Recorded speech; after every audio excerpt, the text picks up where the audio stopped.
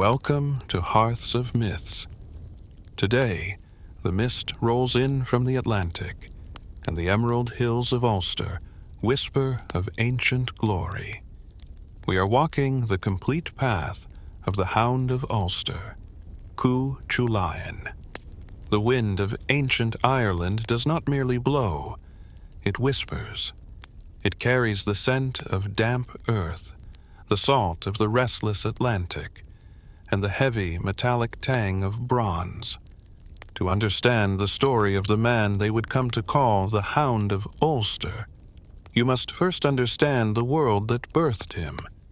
This was a land where the border between the world of men and the realm of the Sidhe, the supernatural inhabitants of the mounds, was as thin as a morning mist. It was a time of warriors, poets, and druids, where a man's word was his life and his fate was woven by powers far beyond his comprehension. In the northern province of Ulster, known as Ulaid, the kings ruled from the great fortress of Emain Macha. It was here, amidst the rolling green hills and the dark primeval forests, that the prophecy of a child of light began to take shape. Our journey begins not with a warrior, but with a bird, or rather, a flock of them. Imagine the sky over Emain Macha, suddenly darkened by thousands of wings, a swirling cloud of silver and white. These were not ordinary birds.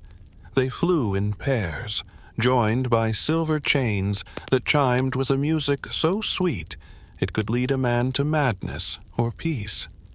They descended upon the fields of Ulster, stripping the grass and the crops, a beautiful plague that demanded the attention of the king.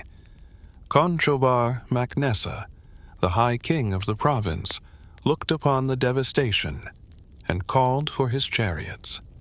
Among his retinue were the greatest heroes of the Red Branch, men whose names still echo in the halls of memory. Fergus mac Roish, the giant whose strength was like the tide, Bricriu of the bitter tongue, and the king's own sister, the radiant Dictine. The hunt began at dawn. The chariots thundered across the plains, their wheels churning the mud and the heather. For 3 days and 3 nights, the Ulstermen pursued the magical birds, but the creatures always stayed just out of reach, their silver chains singing a mocking song. As the sun dipped below the horizon on the 3rd day, a sudden, unnatural snowstorm descended upon the landscape. The air turned white and biting, a freezing shroud that swallowed the landmarks and the path home. Exhausted and freezing, the warriors searched for shelter. In the heart of the storm, they stumbled upon a small, humble house. It was a strange sight in such a desolate place, but the master of the house stood at the door, welcoming them with a warmth that seemed to push back the very cold of the world. Inside, the house felt far larger than its exterior suggested. There was wine that never ran dry, and meat that satisfied every hunger. The host, a tall and noble man with eyes that held the light of the sun, and his wife, who was in the throes of labor, provided for the king and his 90 warriors. As the night deepened and the snow piled against the door, 2 miraculous events occurred simultaneously. In a side room, the master's wife gave birth to a beautiful baby boy. At the same time, outside in the freezing dark, a mare gave birth to 2 twin foals, their coats as white as the falling snow. Conchobar, moved by the mystery of the night, declared that his sister Dictine would foster the child. He gave the 2 foals to the boy as a gift, a promise of the greatness to come. But the morning brought a different reality. When the Ulstermen awoke, the house had vanished. The magnificent halls and the noble host were gone, replaced by the cold, open air of the plains. All that remained was the infant boy and the 2 foals. Dictine took the child back to Emain Macha, and cared for him as if he were her own, but fate is a cruel weaver.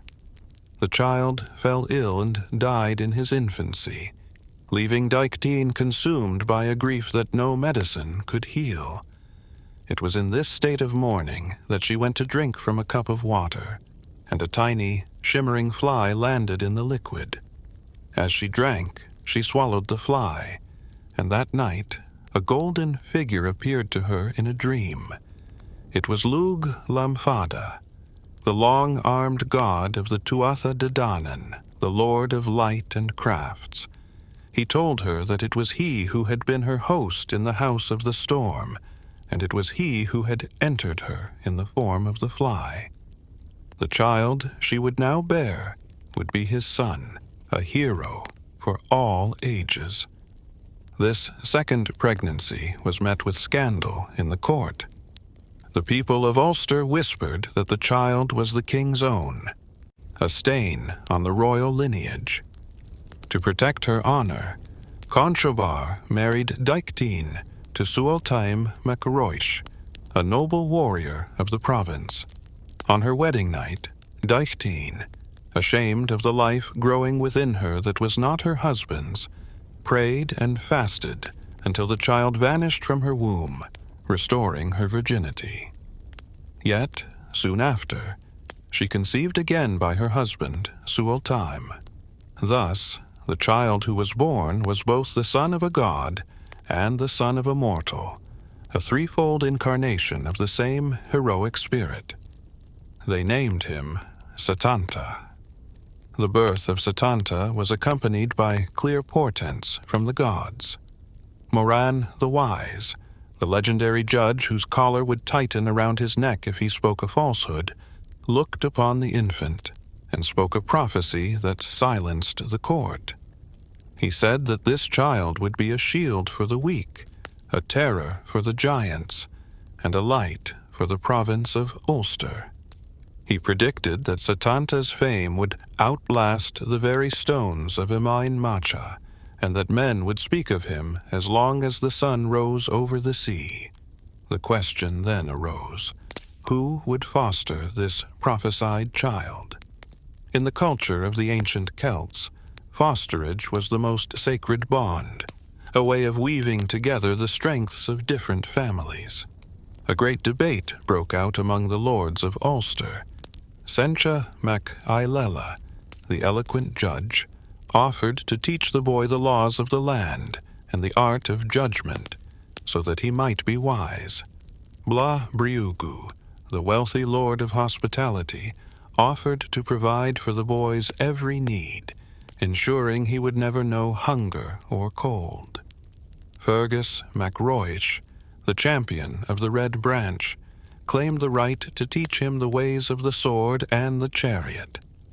Amergin, the poet, whose words could calm the sea, offered to teach him the secrets of the ancients and the power of the tongue.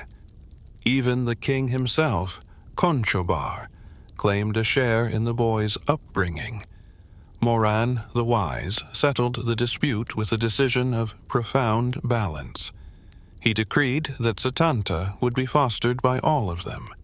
He would be raised in the house of Amergin and Finshoam, alongside their own son, Conall Cernach, but he would receive the wisdom, the strength, and the protection of every great lord in the province. Setanta grew up in the quiet countryside, away from the bustling court of Emain Macha.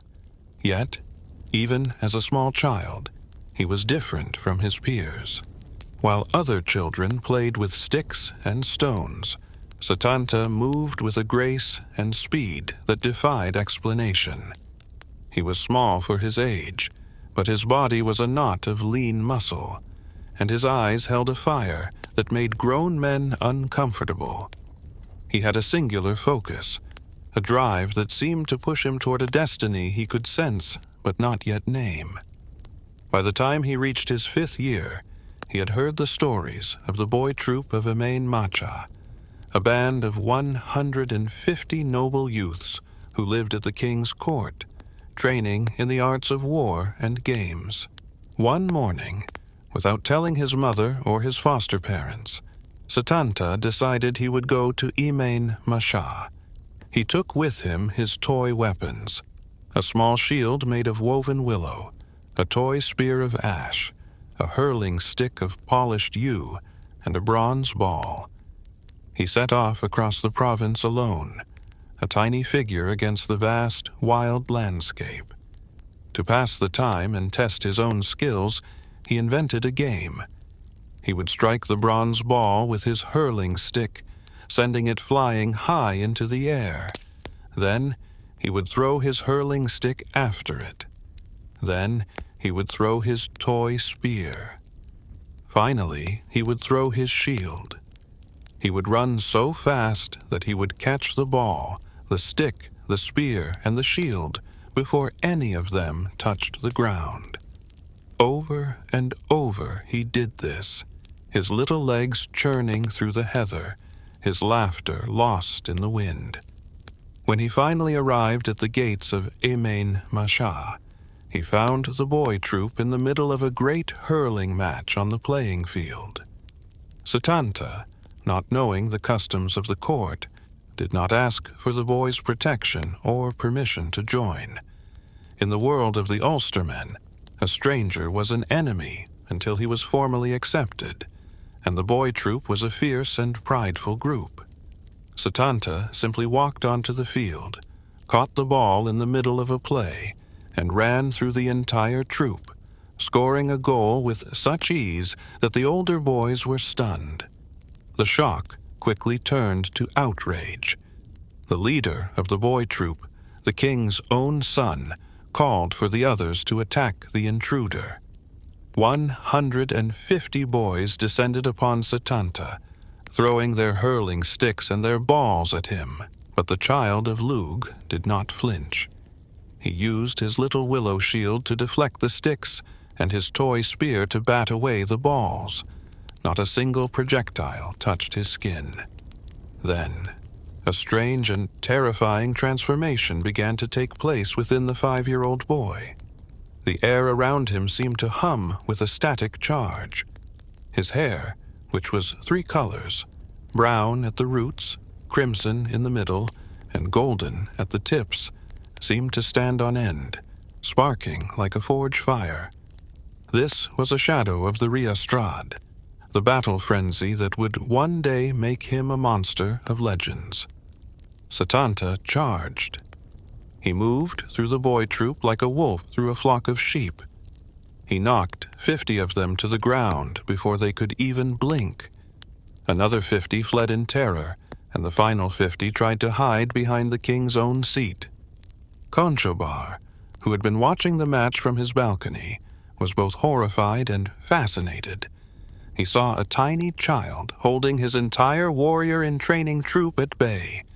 He rushed down to the field and caught the boy by the arms. "Who are you, little one?" the king asked, his voice a mix of sternness and wonder. "And why have you come to Emain Macha to cause such havoc?"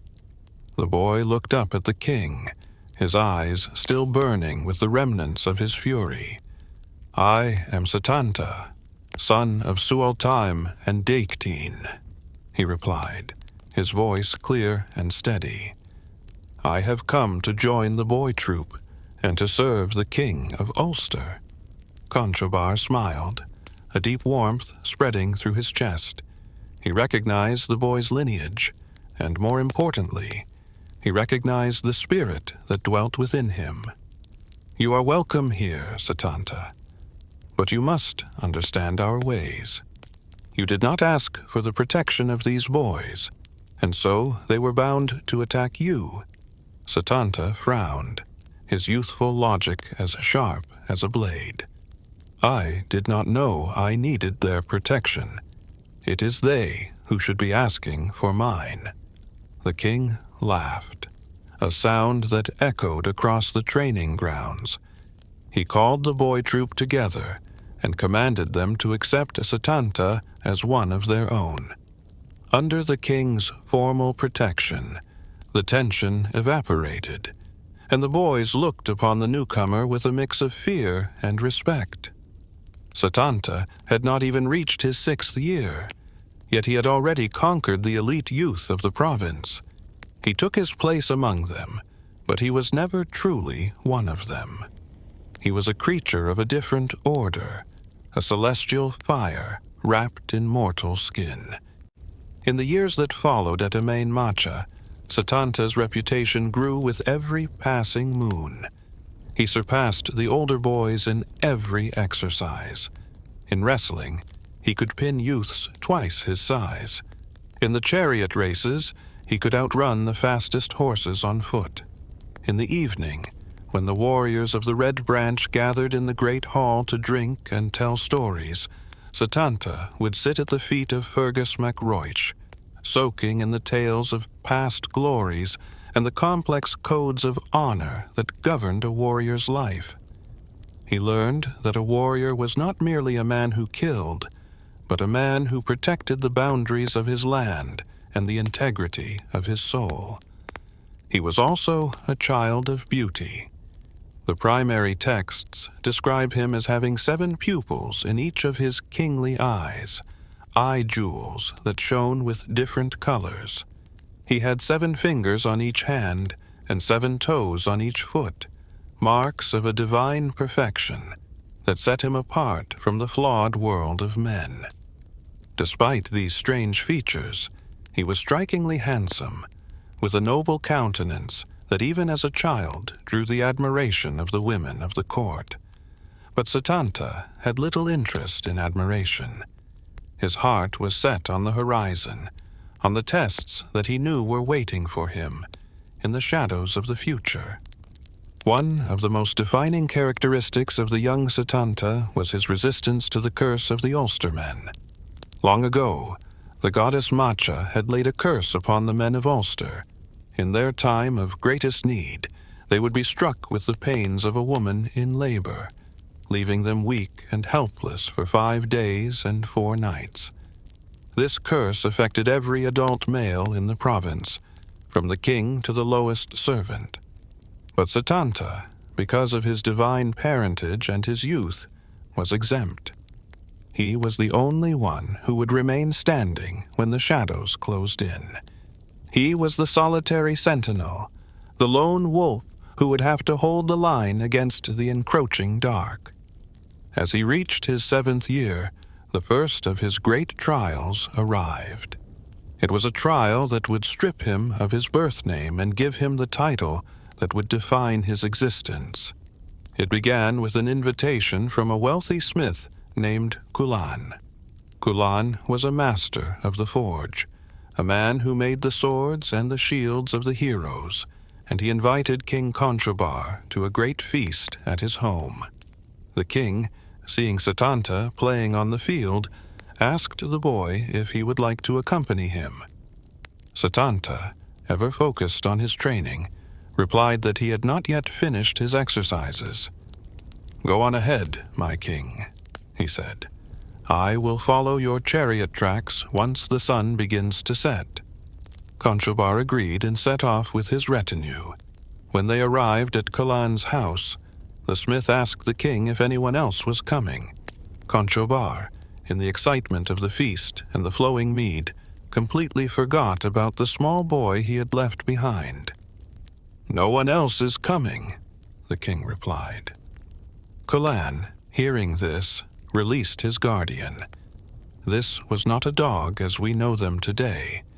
It was a monstrous hound, a beast of primeval ferocity that required 3 iron chains and 9 men to restrain.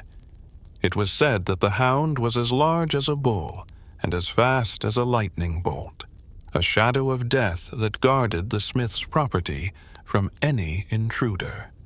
Chulainn closed the iron gates, and the feast began. Hours later, as the moon rose over the hills, a small figure appeared on the path.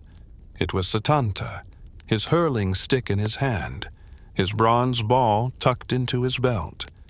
He saw the fortress of the smith and began to walk toward the gate, unaware of the shadow lurking in the darkness. The hound caught his scent and let out a roar that shook the very foundation of the house. Inside, the king suddenly remembered his nephew. His face turned pale with horror. He knew that no man, let alone a 7-year-old child, could survive the fury of Chulainn's hound. The warriors rushed to the doors, but they were too late.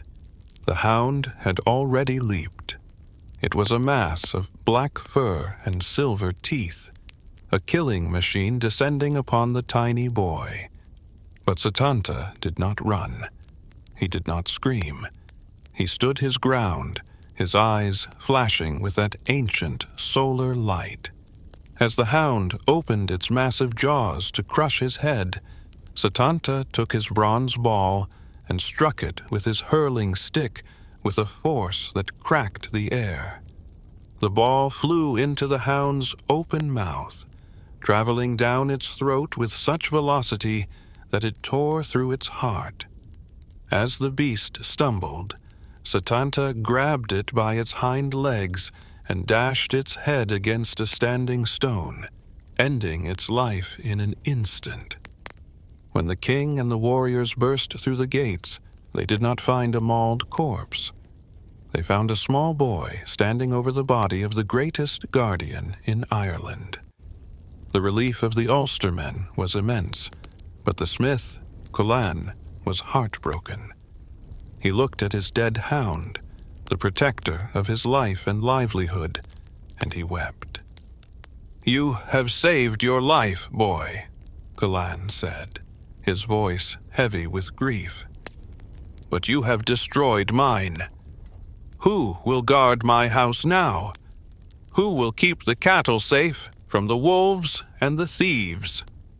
Setanta looked at the grieving man, and for the first time he felt the weight of a warrior's responsibility. He did not offer excuses. He offered a solution.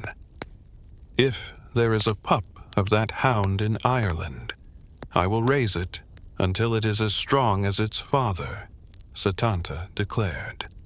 "And until then, I myself will be your hound. I will guard your house, your land, and your cattle. I will be the shield that never breaks." Cathbad the Druid, who was present at the feast, stepped forward and raised his staff.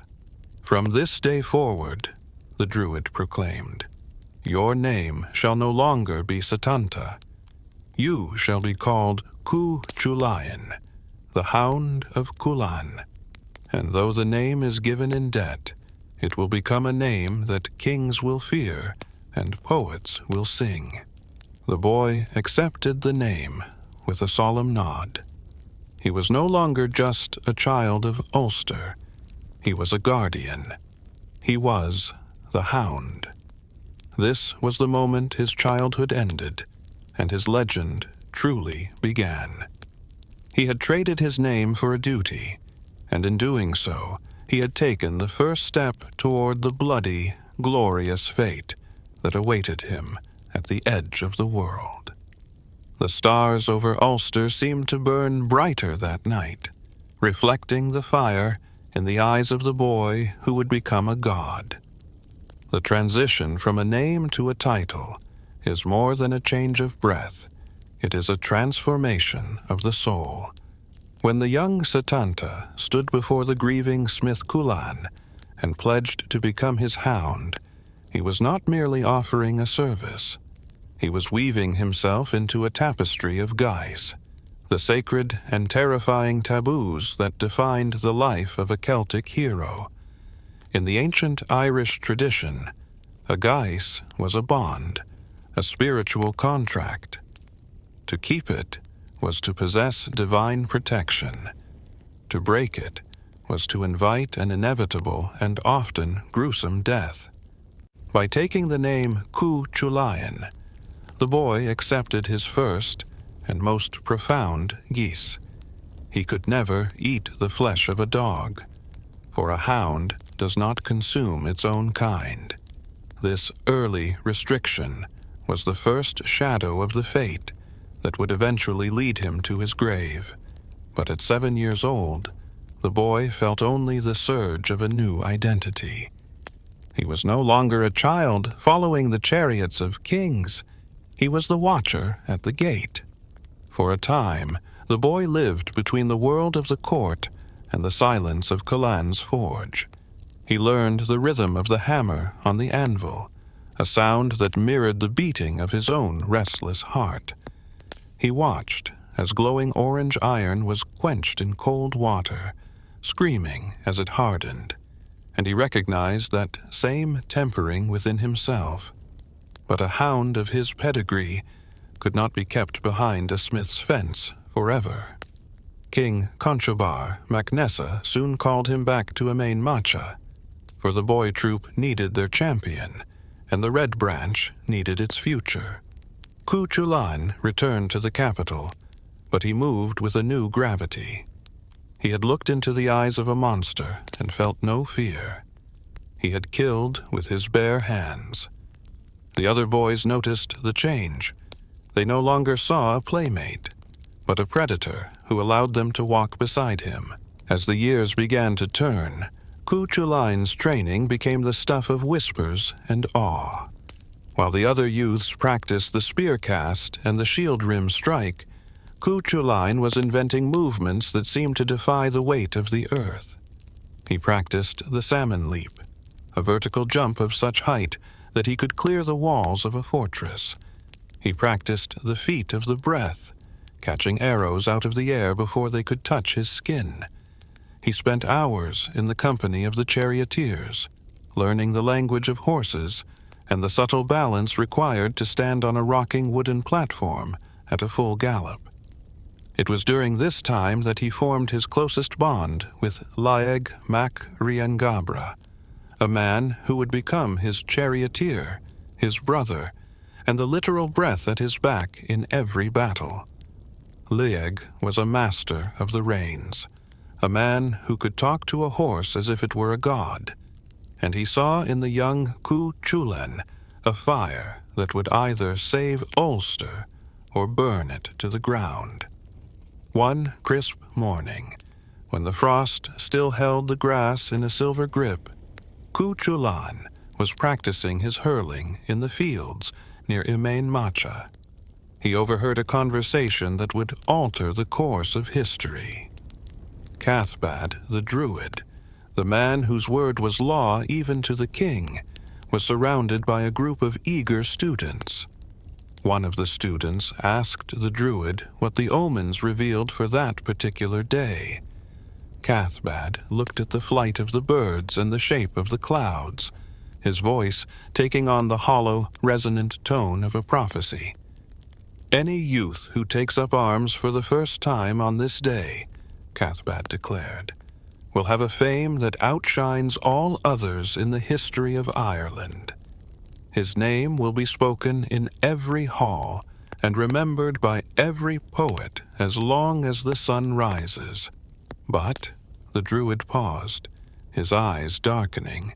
His life will be short. He will not see the gray hairs of old age, nor will he leave a long line of descendants. He will blaze like a star and vanish before the dawn.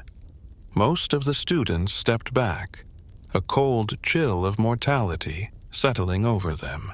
They dreamed of glory, yes, but they also dreamed of long winters by the fire, of grandchildren on their knees, and of a peaceful passing into the earth. They were willing to be heroes, but not at the price of their lives. But Chulainn did not hesitate. He did not even finish his game. He dropped his hurling stick and ran toward the king's hall, his feet barely touching the frozen ground. He burst through the doors of Emain Macha, his chest heaving, his eyes burning with a light that made the guards reach for their spears. "I wish to take up arms, my king," Chulainn announced, his voice ringing through the rafters. Conchobar, sitting on his high throne of oak and bronze, looked down at his nephew. "You are too young, Chulainn. You have not yet seen your 17th summer. The boy troop is your place for years to come." "I have heard the prophecy of Cathbad," the boy replied, standing tall. "I have heard the price, and I have accepted it. I do not care if I live for only a day and a night, provided my fame remains after me." The king sighed, a mix of pride and sorrow in his heart. He knew he could not deny a request based on a druid's prophecy. He ordered that Chulainn be given the arms of a warrior. 2 massive spears were brought forward, their heads made of the finest bronze, their shafts of seasoned ash. Chulainn took them in his hands, shook them once, and the shafts shattered like brittle twigs. A sword was brought, a beautiful blade with a hilt of ivory.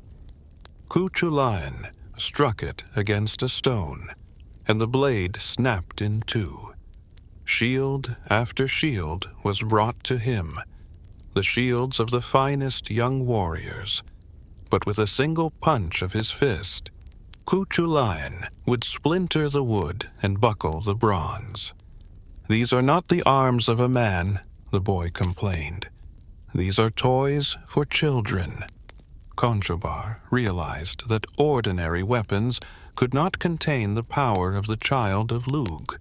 He called for his own personal arsenal. He gave Chulainn 2 of the king's own spears, and when the boy shook them, they held firm. He gave him his own sword, and it did not break against the stone. He gave him his own great shield, and it withstood the boy's strength. Chulainn stood in the center of the hall, armed as a king, and even the veteran heroes of the Red Branch felt a tremor of fear. But the test was not yet complete. A warrior of Ulster must have a chariot. The master of the king's stables brought out a fine chariot pulled by 2 spirited horses. Chulainn leaped onto the platform, and as he tested the frame, the wooden axle snapped under his weight. Another was brought, sturdier and heavier, but it too collapsed when Chulainn performed the warrior's jump. 17 chariots were brought forward, the pride of Ulster's cavalry, and Chulainn reduced every one of them to a pile of broken timber and twisted leather. "Is there no chariot in this province that can hold a warrior?" Chulainn shouted, his frustration rising. Conchobar ordered his own royal chariot to be harnessed. This was a vehicle of war like no other, built of iron and seasoned yew, its wheels shod in bronze, its frame reinforced with the hides of 100 bulls.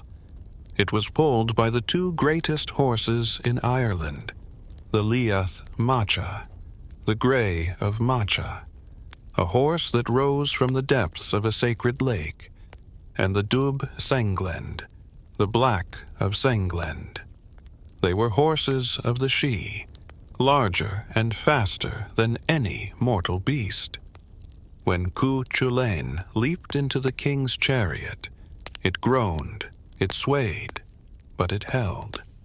He stood there, the reins in his hand, looking like a god of the sky descended to the earth. Cathbad the druid, who had followed the boy to the hall, walked up to the chariot.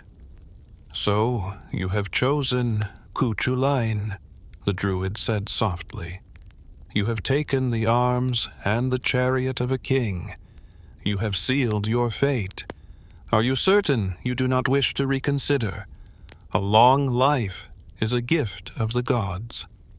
Chulainn looked out toward the horizon, his face hard and determined. "A long life is a slow death of the memory. I would rather be a storm that passes in an hour than a fog that lingers for a year. My name is now written in the stars, Cathbad. let the world try to erase it.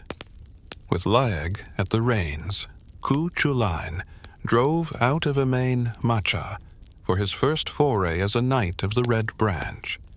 He did not go to the northern coast or the quiet villages. He demanded that Lugh drive south, toward the borderlands that bordered the province of Connaught. He wanted to find the enemies of Ulster. He wanted to blood his new spears. As they reached the boundary, they came upon a great standing stone. On this stone was an iron collar, a challenge left by the sons of Necta-Sin, 3 fierce warriors who had killed more Ulstermen than any others in living memory. The challenge was simple. Any man who put the collar around his neck was challenging the sons to mortal combat. Lugh looked at the young boy and then at the stone. "Perhaps we should return, Chulainn. You have taken your arms. The ceremony is done. There is no need to face the sons of Necta-Sin today." Chulainn did not answer. He leaped from the chariot, took the iron collar, and snapped it around his neck with such force that the iron rang. He then lay down in the grass at the foot of the stone and told Lugh to wake him when the giants arrived. "I am tired from the journey," the boy yawned. "I will sleep until the slaughter begins." Soon, the first of the brothers, Foil MacNecta, arrived. He saw the chariot and the sleeping boy and laughed. "Who is this child that Conchobar sends to his death? Does Ulster have no men left that they must send their children to play at the border?" Lugh, trembling with rage, replied, "This is no child. This is the Hound of Ulster. If you have a prayer, say it now." Foil lunged with his spear, but Chulainn awoke in an instant. He did not even draw his sword. He took his bronze ball, the toy of his childhood, and threw it with such precision and force that it struck Foil in the center of the forehead, punching through the skull as if it were parchment. The first brother fell dead before he could even blink. The second brother, Tuachel, arrived, a man so fast that no weapon could touch him. Chulainn watched his movements, timed his strike, and ran him through with the king's spear before the giant could even draw his breath. Finally, the eldest brother, Fennel, who could walk on water and move through the air like a bird, descended upon the boy. The battle was a blur of steel and magic, but Chulainn's solar fire was too great. He caught Fennel in mid-air and took his head from his shoulders. The victory was absolute. Chulainn commanded Lugh to tie the heads of the 3 brothers to the rim of the chariot. He also captured 3 wild stags and tied them to the back, and a flock of 20 wild swans, which he tied to the frame so that they fluttered above him like a living canopy of white feathers. As they drove back toward Emain Macha, the Ríastrad, the battle frenzy, began to take hold of him for the first time in its full, terrifying power. The Ríastrad was not merely anger, it was a divine distortion. His body began to twist and churn within his skin. One of his eyes sank deep into his skull, while the other protruded, large and red as a cauldron. His muscles swelled until they were as large as the boulders of a mountain. A hero's light, a beam of pure golden energy, erupted from his forehead, stretching toward the sky. His hair became a tangled thicket of thorns, and a jet of black blood geysered from the top of his head, forming a mist of gore around the chariot. He was no longer a boy. He was a demon of war, and he was heading toward Emain Macha with his weapons still bared. The watchmen on the walls of the city saw the chariot approaching.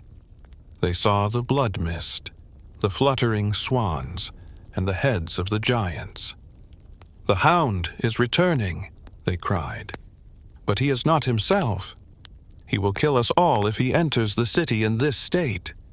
The king, knowing the nature of the frenzy, realized that Chulainn could not be stopped by walls or spears. He called for the women of Emain Macha.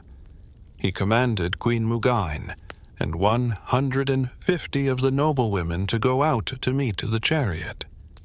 But they were not to go with weapons. They were to go naked. As the chariot thundered toward the gates, the women stood in its path, baring their bodies to the sun. Chulainn, even in his madness, possessed a core of modesty and respect for the women of his people.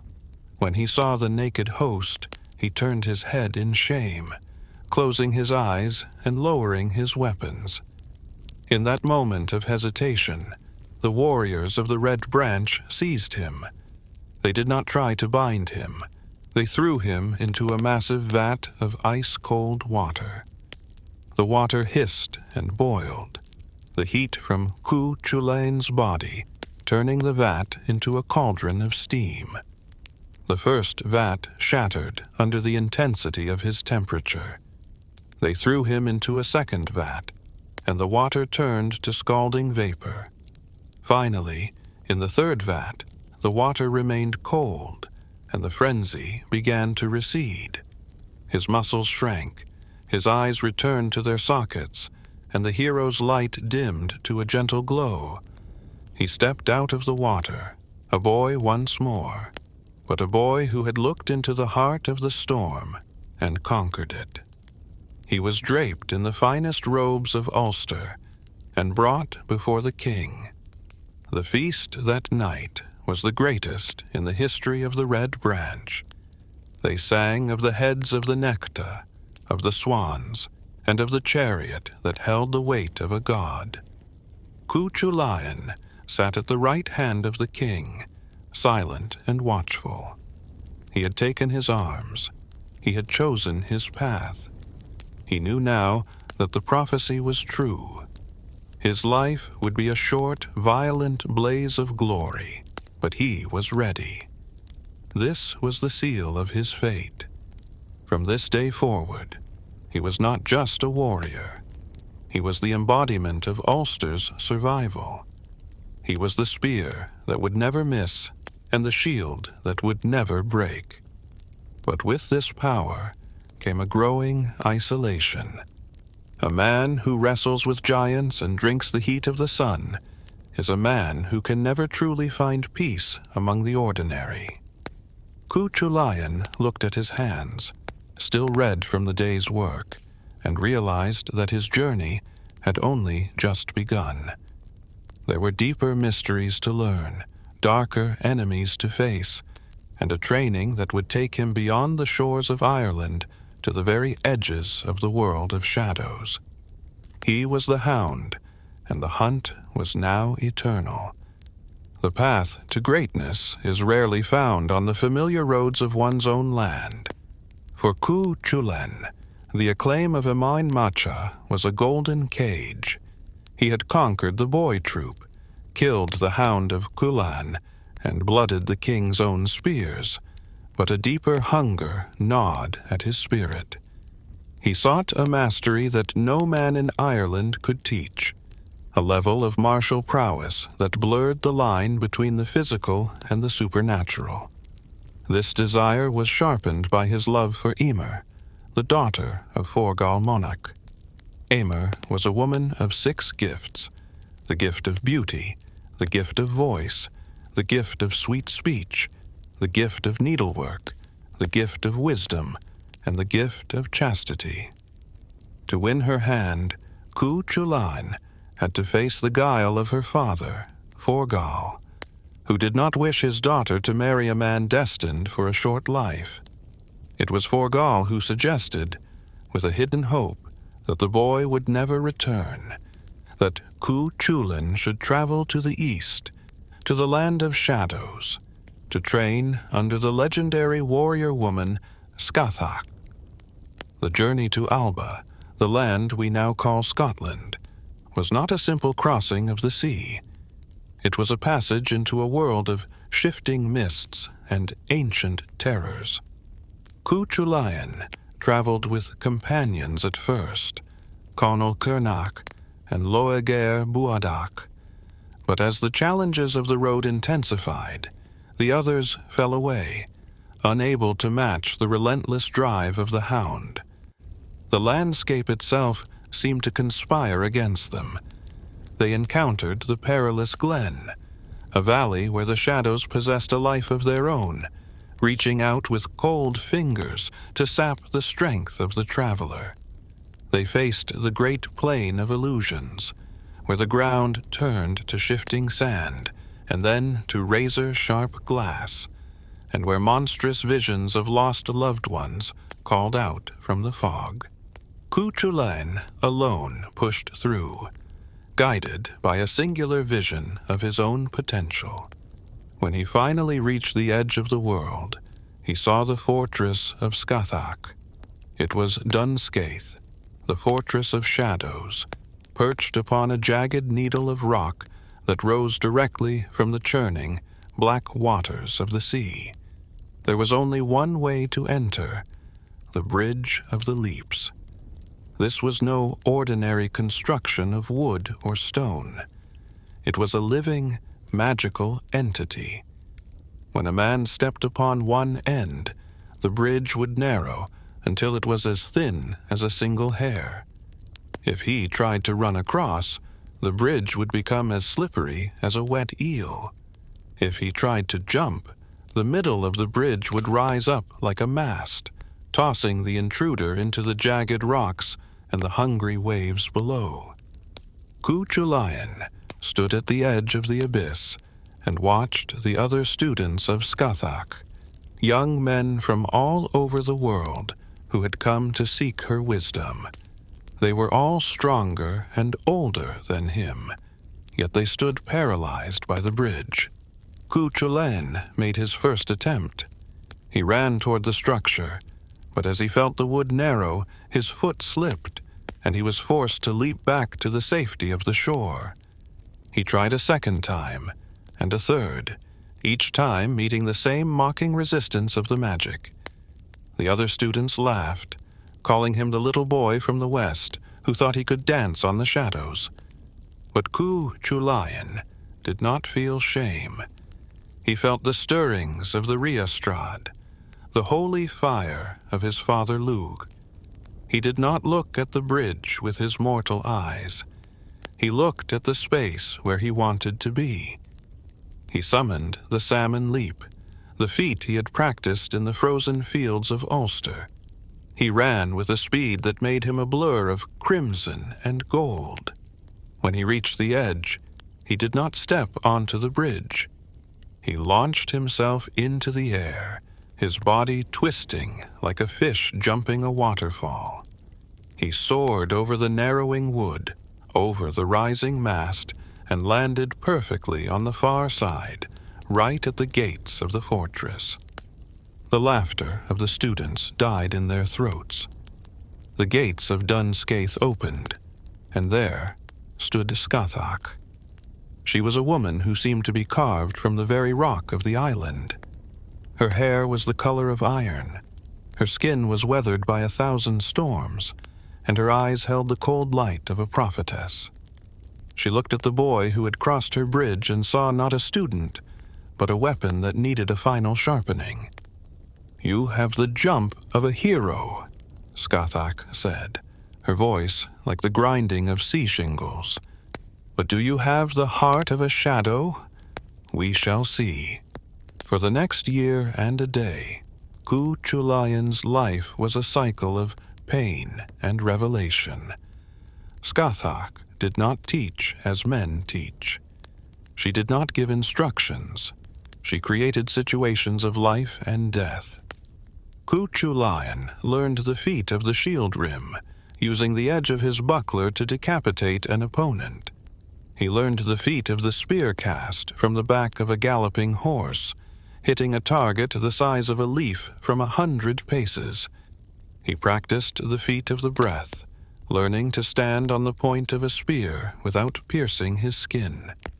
He spent nights in the freezing surf, learning to move his body in harmony with the tides, and days on the high peaks, learning to still his mind until he could hear the heartbeat of the mountain. During his time at Dunscaith, Chulainn formed a deep, complicated bond with Scáthach's daughter, Uathach. It began with an accident of strength. One evening, while serving Chulainn his meal, Uathach was startled by his intense gaze, and she dropped a tray. In his reflexive attempt to catch it, Chulainn's grip was too strong, and he accidentally broke her finger. Uathach's lover, a fierce warrior named Cochar Crúf, challenged Chulainn to a duel for the insult. Chulainn did not even use a weapon.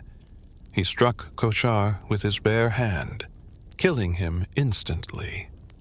To make amends for the loss of her lover and the injury to her hand, Chulainn took over Cochar's duties, guarding the fortress and serving Uathach until she was healed.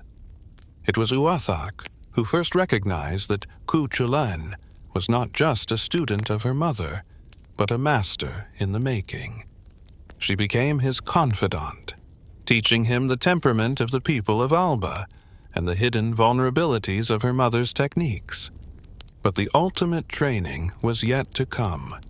Scáthach was involved in a long and bitter war with another warrior queen of the East, a woman named Aoife.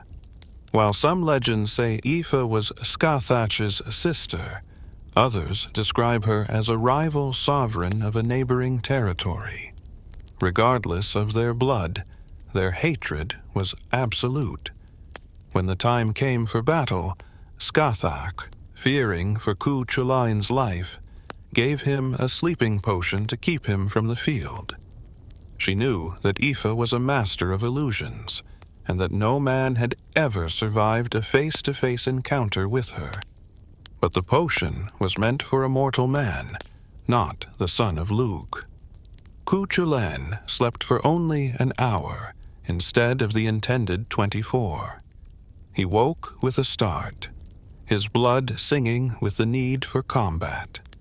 He followed the sound of the clashing steel and found the two armies locked in a brutal stalemate. He saw Scáthach struggling against Aoife's champions. Chulainn did not join the ranks. He carved his own path through the battlefield.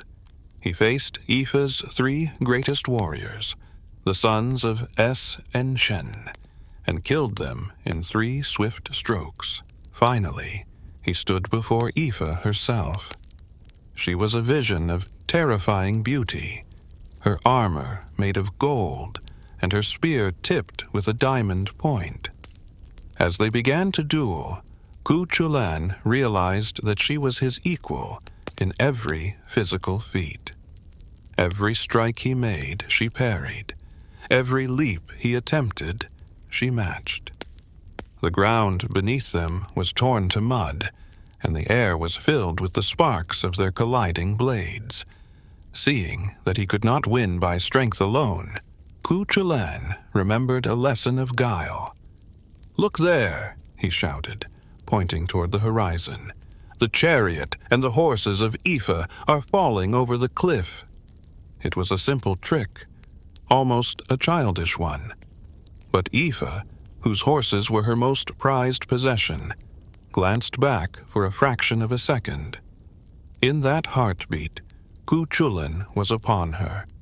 He tackled her to the ground and held his sword to her throat. He did not kill her, however. He made a bargain. He would spare her life if she ceased her war with Scáthach, if she gave him her hostages, and if she shared his bed for one night. Aoife agreed, and from this brief union, a child was conceived, a son who would be named Cúailnge. Chulainn gave Aoife a gold thumb ring, telling her that when the boy was old enough that the ring fit his finger, he should be sent to Ireland to find his father. But Chulainn laid 3 gusa upon the unborn child. He must never reveal his name to a stranger. He must never turn back from a journey, and he must never refuse a challenge. It was a father's pride manifesting as a death sentence, though Chulainn did not know it then. When he returned to Dún Scaith, Scáthach looked at him with a mix of pride and fear. He had surpassed the training. He had defeated her greatest rival. There was only one secret left to give him, the secret of the Gae Bóg. The Gae Bóg, the bellows spear, or the dotted spear, was a weapon of unparalleled horror. It was made from the bone of a sea monster, the Chulainn, who had died in a battle with another beast of the deep. It was not a weapon for a fair fight.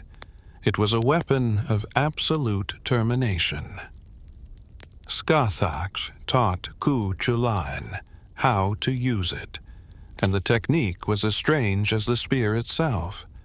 It could only be thrown from the water, held between the toes of the foot. When it entered an opponent's body, it entered as a single point. But once inside, it opened into 30 barbs that filled every vein and crushed every organ. It could not be withdrawn. It had to be cut out of the victim. "This is the spear of the final word," Scáthach warned him, as she handed him the bone-white shaft. "Do not use it against a man you love. Do not use it in a moment of anger. Use it only when the world is at your throat and there is no other path to the dawn." Chulainn took the Gae Bóg and felt the cold, ancient weight of it. He understood that he was no longer just a warrior. He was a harvester of souls. He was the only man in history to whom Scáthach granted the knowledge of the spear. Even his closest friend and fellow student at Dún Scaith, Ferdiad mac Damain, was not taught the secret. Ferdiad was a man of the Fir Bóg, a warrior of immense strength and kindness, who possessed a skin as hard as horn that no blade could pierce. During their time in Alba, Chulainn and Ferdiad became brothers in all but blood.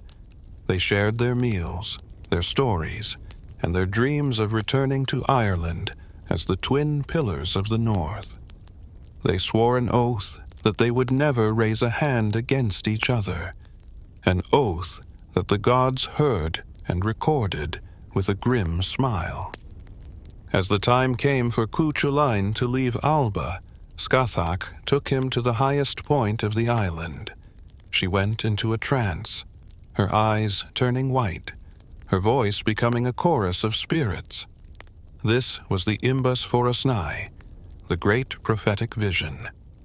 She looked into Chulainn's future and saw the blood and the fire. She saw the Cattle Raid of Cooley. She saw him standing alone against the armies of the 4 provinces. She saw the death of Ferdiad, the death of Conla, and the final standing stone. "I see a hero," she chanted, the wind whipping her iron-gray hair. "I see a man who drinks the sea and eats the lightning. I see the Ríastrad shaking the foundations of the earth. I see your name carved in the marrow of Ireland. But I see the shadow growing. I see the Morrigan waiting in the ford. I see the short life and the eternal fame. Go, Chulainn. Go to your destiny. Ireland is waiting for its hound." Chulainn descended from the Fortress of Shadows for the last time. He walked over the Bridge of the Leaps with the ease of a man walking across a meadow. He boarded a ship for Ireland, his weapons wrapped in leather, his heart filled with a new and heavy wisdom. He was 17 years old, but he carried the weight of centuries. He had the Gae Bóg in his hand, and the prophecy of Scáthach in his ears. When he reached the shores of Ulster, he did not go directly to the king. He went to the fortress of Forgal Monach to claim Emer. Forgal, seeing that the boy had returned not just alive, but transformed into a master of war, doubled the guards and locked the gates. He still refused the match. Chulainn did not argue. He leaped over the triple walls of the fortress, carrying the salmon leap of Alba. He moved through the guards like a scythe through wheat, killing 24 men with every turn of his blade. He found Forgal in the high tower. The old man, seeing the fire in Chulainn's eyes and realizing that his time had come, leaped from the battlements to his death. Chulainn took Emer and the gold of the fortress and drove his chariot back to Emain Macha. The king and the people came out to meet them, and the wedding of Chulainn and Emer was celebrated with a feast that lasted for 40 days. It was a moment of peace, a moment of golden sunlight before the onset of the storm. Chulainn sat with his bride, the hound finally at rest by the hearth. But even as he smiled at Emer, his eyes would occasionally drift toward the south. He could feel the tension building in the air. He could hear the low lowing of the great bulls in the distance. He knew that the peace was a thin veil, and that soon the province would call upon its hound to pay the price of his fame. He was the finished weapon, and the hand of fate was reaching out to grasp the hilt. To look upon Chulainn in his moments of peace was to witness a masterpiece of divine craftsmanship. He was a youth of such radiant beauty that the women of Ulster were said to be blinded by his presence, captivated by the 7 pupils in each of his gem-like eyes and the golden shimmer of his skin. But there was a hidden architecture to his soul, a dark room that remained locked until the blood of battle called for the key. This was the Ríastrad, a word that carries the weight of a world turning inside out. It is often translated as the warp-spasm or the battle fury, but these words are pale shadows of the reality described in the ancient manuscripts. The Ríastrad was not merely a loss of temper, it was a total biological and spiritual insurrection. It was the moment the mortal frame of the boy Setanta could no longer contain the incandescent power of the god Lugh. It was the moment the protector of Ulster became a monster of the void.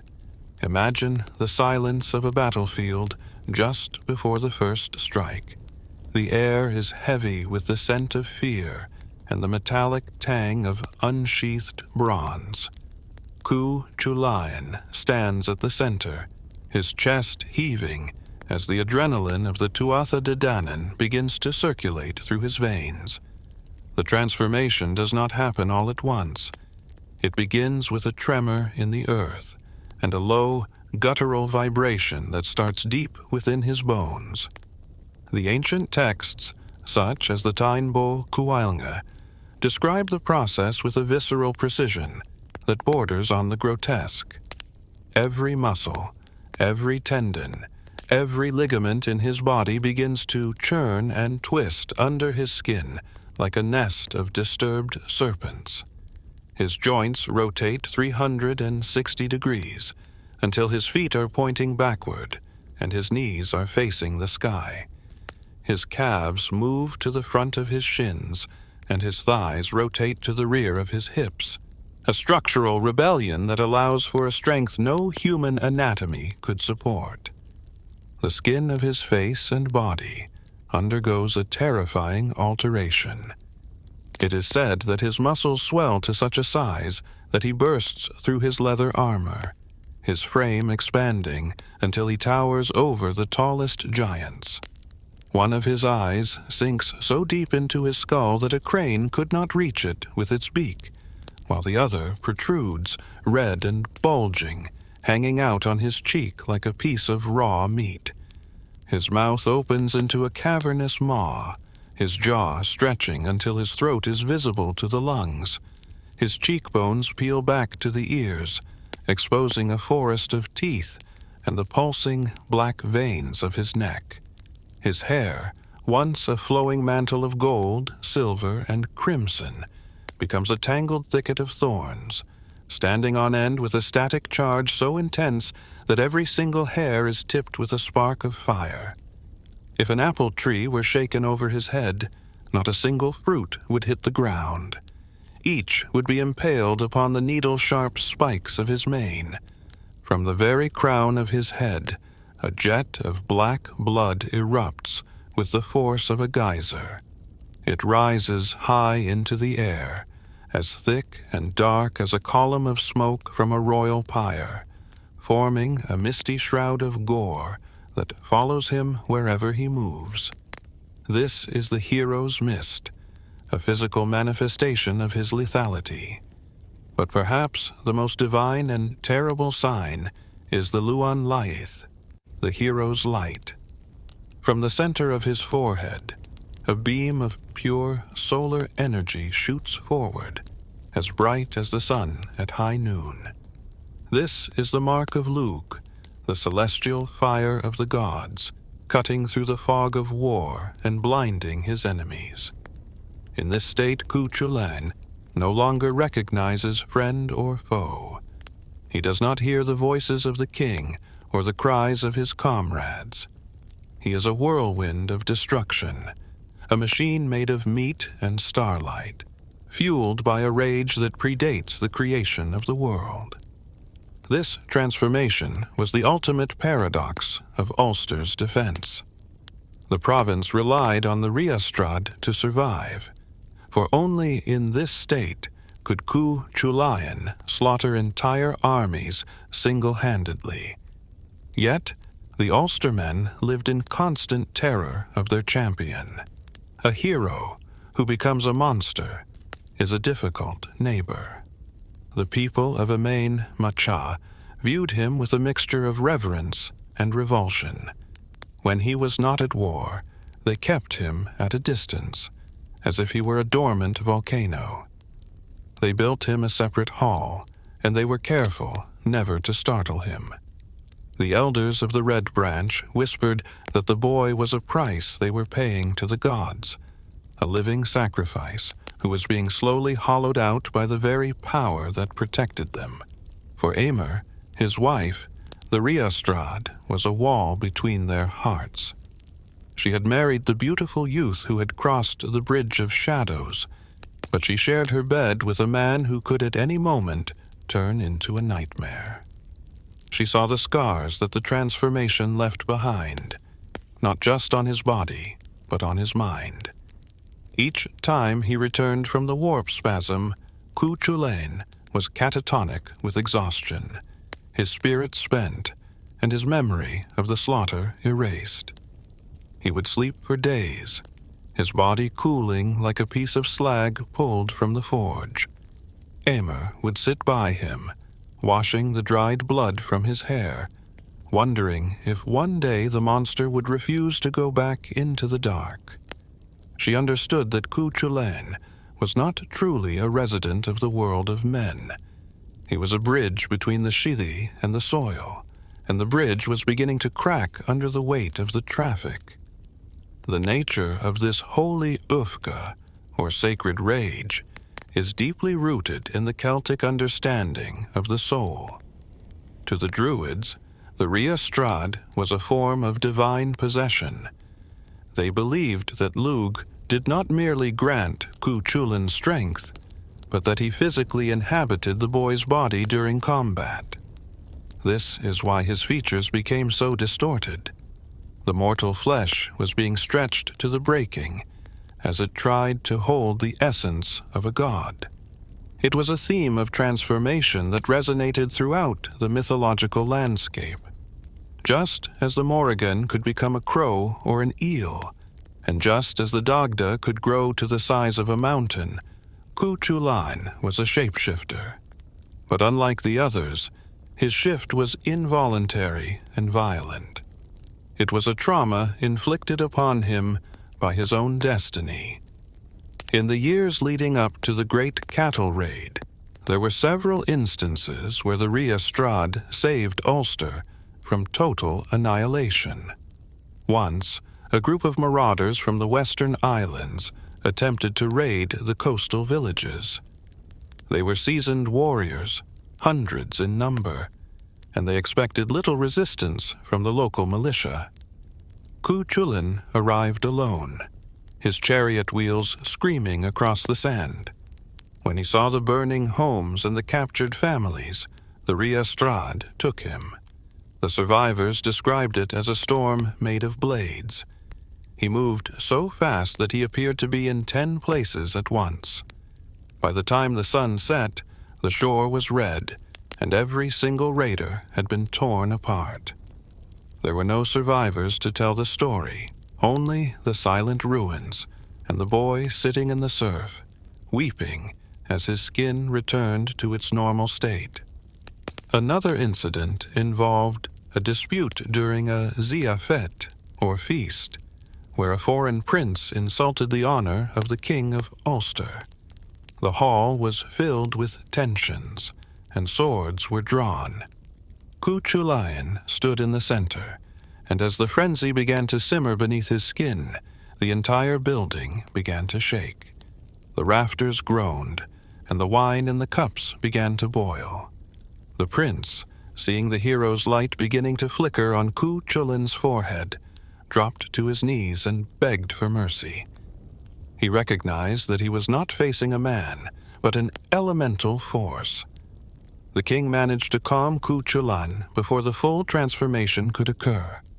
But the message was clear. The hound was always on the leash, and the leash was thin. This period of his life was also marked by his interactions with the Morrigan, the goddess of war, death, and sovereignty. She was fascinated by the Ríastrad, for it was her own domain, the chaos of the slaughter. She appeared to him in various disguises, testing his resolve and his temper. In one encounter, she came to him as a beautiful maiden, offering him her love and her protection in battle. Chulainn, arrogant in his youth and focused solely on his own strength, rejected her.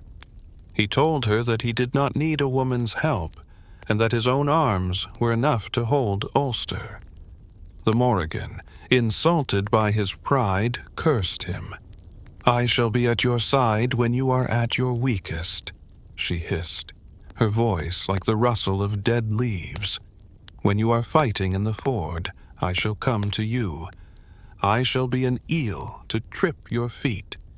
I shall be a gray wolf to bite your arm. I shall be a red heifer to lead the stampede against you." Chulainn laughed at her threats, his heart still warm with the fire of his training. "I have wrestled with giants and learned from the Shadow Queen. I do not fear a crow's words." But the Morrigan did not forget. She saw the Ríastrad as a beautiful, terrible fruit that was not yet ripe. She would wait until the great raid, until the hound was alone and broken by Uikusu's Lugh, insomnia, and grief, to play her hand. The Ríastrad also had a profound effect on Chulainn's relationship with his charioteer, Lugh. Lugh was the only human who could look upon the transformation and not flee in terror. He knew the signals. He knew when the boy's hair began to spark and when his voice began to change into a guttural roar. Lugh's role was not just to drive the horses, but to act as a tether to reality. He would talk to Chulainn, calling him by his childhood name, Setanta, trying to reach the human core within the divine monster. He would steer the chariot into the thick of the fight, providing the platform for the slaughter. but he was also the one who would carry the broken boy away when the fires went out. Their bond was the only thing that kept Chulainn from drifting entirely into the realm of the supernatural. As the years progressed, the frequency of the Ríastrad increased. It was as if the power within him was becoming restless, eager to be released. Chulainn became more somber, more withdrawn. He began to feel the weight of the prophecy he had so eagerly accepted as a child. He understood that he was a tool of the gods, and tools are meant to be used until they break. He looked at the peaceful farmers of Ulster, the men who would never know the warp-spasm, and he felt a strange envy. They would grow old, they would see their sons become men. But he was the hound, and a hound's duty is to die at the gate so that the house may remain safe. The atmosphere in Ulster was changing. To the south, in the province of Connaught, a queen was rising. Medb, a woman of immense ambition and power, was looking at the north with hungry eyes. She was gathering the armies of the 4 provinces of Ireland, weaving a conspiracy that would test every hero of the Red Branch. She knew of the curse of Macha, and she knew that when she marched, the men of Ulster would be as weak as infants. She knew that there would be only one obstacle in her path, a 17-year-old boy who could turn into a demon. Chulainn felt the approach of the war in his marrow. The Ríastrad hummed under his skin, a constant, low-frequency warning. He spent his days sharpening his spears and training with the Guy Bog in the rivers, preparing for a conflict that would define his life and his death. He was the solitary sentinel, the lone wolf of the north, and he was ready for the sky to turn black. The transformation was no longer a secret he kept. It was the weapon he was preparing to unleash upon the world. He knew that the Ríastrad would be his glory, but he also knew it would be his end. For a man cannot host a god and survive for long. The fire that protects is the fire that consumes, and the hound was ready to burn. The winter of the soul often arrives before the first frost touches the grass. In the province of Connaught, in the royal hall of Chulainn, a conversation began that would stain the rivers of Ireland red for generations. It started simply as a pillow talk between Queen Medb and her husband, King Ailill. Medb was a woman of sovereign fire, a queen who demanded equality in all things, wealth, status, and potency. As they lay together, they began to tally their possessions, comparing their herds, their jewels, and their gold. For hours, the list remained balanced, until Ailill revealed his final prize, the Finn Benach, the white-horned bull. This magnificent beast had been born in Medb's own herd, but in a display of masculine pride, it had refused to be ruled by a woman and had migrated to Ailill's stalls. This single animal tipped the scales, and for a queen like Medb, whose very identity was tied to her dominance, this was an intolerable insult. She sought a counterweight, a beast that could restore her stature. Her messengers traveled to every corner of the island, searching for a bull that could match the white-horned. They found it in the north, in the district of Cooley. He was the Táin Bó Cúailnge, the brown bull of Cooley. He was not merely an animal. He was a force of nature, a creature of cosmic proportions, whose lowing could shake the mountains, and whose stride could flatten forests. Medb sent an embassy to the bull's owner, Daire mac Fiachna, offering wealth beyond measure for a year's lease of the beast. But the negotiations were ruined by the arrogance of her messengers, who boasted in their cups that if Daire did not give the bull freely, Medb would take it by force. When word reached Daire, he closed his gates. The insult was returned, and the drums of war began their rhythmic thrumming in the south. Medb did not hesitate. She gathered the armies of the 4 provinces of Ireland, Connaught, Leinster, Munster, and the people of the centre. It was a host of unparalleled size, a forest of spears that stretched from horizon to horizon. Among them were exiles of Ulster, led by the legendary Fergus mac Roach, a man who had once been king of Emain Macha, but now served Medb out of a bitter sense of betrayal. As they marched toward the border of Ulster, Medb's druids cast their omens. They saw a dark cloud hanging over the northern province, and they saw a single boy standing in the middle of a river, his arms covered in gore. But Medb, blinded by her hers and her need for the brown bull, ignored the warnings. She knew that the timing was perfect. She knew of the curse of Macha. Long ago, the goddess Macha had been forced to race against the king's horses while she was heavy with twins. In her agony and her rage, she had laid a guise upon the men of Ulster. In their hour of greatest need, they would be struck with the pains of a woman in labor. This was the Chesnuanden, the 9 days' affliction. As Medb's army reached the border, the curse took hold. From King Conchobar down to the youngest stable boy, the warriors of the Red Branch fell into a death-like lethality, clutching their stomachs and groaning in the dark halls of Emain Macha. The province was silent. The gates were unguarded. The cattle were ripe for the taking, except for one. Chulainn, being only 17 and the son of a god, was exempt from the curse. He stood on the southern border, accompanied only by his charioteer Lugh, watching the fires of Medb's camp smoke rise like a wall against the winter sky. He was a single boy against 50,000 warriors. He could have fled. He could have retreated to the deep forests and waited for the curse to lift. But the hound did not know the meaning of retreat. He sent Lugh to Emain Macha to see if any had awakened, but the answer was always the same: silence. And so the defense of Ulster fell upon the shoulders of a child of Lugh. The strategy Chulainn employed was one of psychological and guerrilla warfare. He did not charge the army. He haunted it.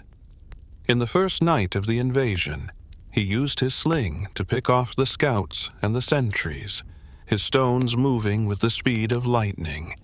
Medb awoke to find her vanguard dead, their foreheads shattered by bronze pellets. To slow their progress, Chulainn cut a massive forked branch, a withe, from an oak tree. He twisted it into a circle, inscribed it with Ogham runes that carried a powerful guise, and placed it over a standing stone in the middle of a ford. The message was clear. No man was to pass this Nahir river until a warrior among them could duplicate the feat of cutting and twisting the branch with a single hand.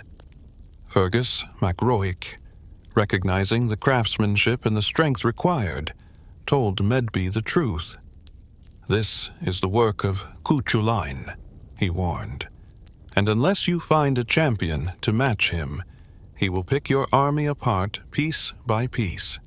Medb, frustrated by the delay, began to send her champions forward. This was the beginning of the combat at the fords. Because of the laws of ancient Irish warfare, an army could be halted if its champion was engaged in a single duel. Medb, bound by these codes of honor, was forced to send her best men to face the hound one by one. The fords became a slaughterhouse. Day after day, a new warrior would ride out, confident in his age and his experience, only to find a boy whose speed was a blur and whose strength was a mountain. Chulainn used every feat he had learned from Scáthach. He used the shield rim, the salmon leap, and the invisible strike. He killed the champions of Connaught with such ease that the morale of the southern army began to rot. To keep himself awake through the long, freezing nights, Chulainn would prop his eyelids open with twigs or lean against his spear, refusing to succumb to the exhaustion that threatened to drown him. He was a ghost in the mist, a shadow that struck and vanished. As the weeks passed, the Morrigan, the Queen of Ravens, came to him again. She had not forgotten his rejection in the years of his youth. She appeared in the middle of a duel, transforming into a massive gray eel that coiled around his legs as he stood in the freezing water of the ford. Chulainn stumbled, his opponent's blade grazing his shoulder, but he reached down and crushed the eel's ribs with his bare hands. Then she became a wolf, her jaws snapping at his throat, but he struck her with a stone, blinding one of her eyes. Finally, she became a red heifer, leading a stampede of cattle across the river to trample him. Chulainn used his sling to break her leg, forcing the goddess to retreat in a cloud of crimson feathers. He had defeated the war goddess herself, but he was bleeding, and the cold of the winter was entering his bones. Medb, seeing that her champions were failing, changed her tactics. She began to use bribery and deception. She offered her own daughter, Findabair, in marriage to any man who would face the Hound. She offered lands, gold, and the highest seats in her hall. Warrior after warrior died for a queen's promise that was as hollow as a winter reed. Chulainn's heart was hardening. He was no longer the boy who played with hurling sticks. He was the iron-hearted sentinel of Cooley. He stopped showing mercy. When a group of 100 scouts tried to surround him in the woods, he entered the Ríastrad and left nothing but a red mist and a pile of shattered bronze. The atmosphere in the Connaught camp was one of terror. They began to speak of him as a demon of the Chulainn, a creature that could not be killed by mortal steel. They watched the hills, expecting the lightning flash of his forehead to appear at any moment. Fergus MacRoich, caught between his loyalty to his current queen and his love for his former pupil, would often secretly meet with Chulainn, begging him to find a way to end the slaughter. But Chulainn only asked one thing: "When will the men of Ulster wake?" The turning point of the raid arrived with a message from the other world. As Chulainn lay wounded and exhausted by the side of a stream, his body covered in 100 cuts, a man appeared to him. He was tall, dressed in a green mantle with a silver brooch, and his eyes held the brilliance of 1,000 suns. It was Lugh Lamfada, his father. The god looked upon his son with a pride that was tempered by a divine sorrow. He told Chulainn that he had fought enough for one man, and that he would now put him into a deep, magical sleep for 3 days and 3 nights to heal his wounds. "While you sleep," Lugh promised, "I will take your form and hold the ford." For 3 days, the Hound of Ulster vanished. Medb's army believed he had finally succumbed to his injuries, but their joy was short-lived. A figure appeared at the river, looking exactly like Chulainn, but moving with a grace and power that was even more terrifying. This phantom champion slaughtered anyone who approached, his weapons glowing with a celestial fire. While the god held the line, Chulainn lay in a trance of healing, Lugh applied the herbs of the Sidhe to his son's wounds, and the flesh knit together, the bones strengthened, and the blood was renewed. However, during this period of sleep, a great tragedy occurred. The boy troop of Emain Macha, the 150 noble youths Chulainn had once led, had finally grown ashamed of their father's weakness. Despite being under the age of the curse, they had armed themselves with their small shields and toy spears and marched south to help their hero. They reached the Connaught camp, while Chulainn was still in his magical slumber. They fought with the bravery of lions, but they were children facing an army of 50,000. Medb, showing no mercy, ordered her veterans to slaughter them. Every single boy of Ulster was killed, their bodies left in a heap on the cold earth. When Chulainn awoke and saw the carnage of the children, the last remnant of his humanity seemed to evaporate. The Ríastrad that followed was the most violent in the history of the world. It was the Breslec Maig Muirthemna, the great slaughter of the plain of Muirthemna. He did not wait at the ford. He drove his chariot directly into the heart of Medb's camp. He used his scythed wheels to cut through ranks of men, like a reaper through wheat. He used his spears to pin warriors to the earth, and his sword to carve a path through the iron-clad veterans. 6 layers of the dead were piled high in his wake. The air was thick with the scream of the horses and the scent of iron. Medb fled to her pavilion, realizing that she was no longer fighting a war. She was witnessing an apocalypse. She had the brown bull.